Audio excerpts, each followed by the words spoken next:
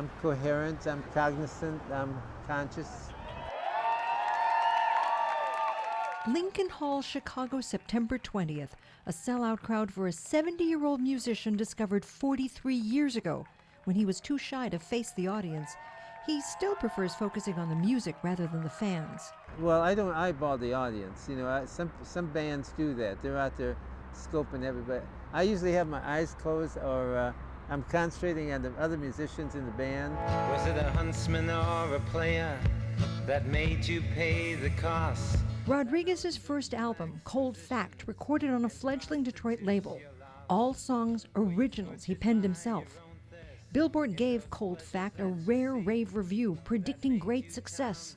Rodriguez's lyrics, poetic, intelligent, insightful, creative, reflective of the political times of his youth, taking issue with power structures, encouraging dissent, warning the establishment their days were numbered. Politicians using people they're abusing. The record label told Rodriguez his album and a follow-up, recorded in London, went nowhere in the U.S. I have no idea how your music came to South Africa, but I am extremely thankful and appreciative of that. 'Cause Papa don't allow no new ideas here.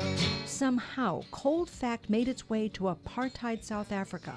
Social restrictions on movies, on music, most certainly on lyrics, which included, I wonder how many times you had sex, and I wonder, do you know who'll be next? those racy lyrics initially caught South African youth's attention, but it opened their ears, their minds to Cold Fact's political messages, which spoke to their frustrations with a closed society, encouraging them to create the change they longed for. As a young generation learning about him and his music, it was really important because we've just come out of apartheid and he's singing really deep, soulful songs. The label dropped him. The timing ironically reflected in a song he had already recorded.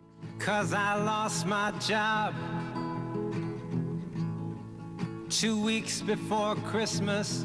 1996, almost 30 years after Cold Fact's release, new liner notes dared South African fans to search for more information about the iconic singer commonly thought to have committed suicide. But thanks for your time, then you can thank me for mine. Amateur detectives finding the record producers, then Rodriguez himself, by phone, quite alive, still working labor in Detroit.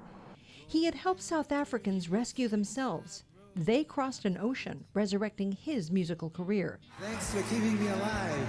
It was South African fans who pulled Rodriguez from Detroit's rubble into present-day mainstream consciousness. Those illusions you claim to have going.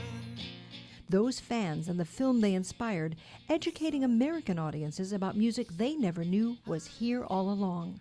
See you again, I'll just grin. Rodriguez, now 70, eyesight failing, still lives a frugal life well below his means in the city where he was born. It didn't work out, but don't ever doubt how I felt about you. Rodriguez gives away most of his earnings, refusing the trappings of success, happy to have problems that come with newfound celebrity. It only suffers when it's the personal and private. That's all. It's because people understandably want to say hello. I don't mind that, but it's just now it's a lot. And I think of you. Undeterred, unbittered, Rodriguez is in a new phase of an old dream, now selling out venues around the world, big and small.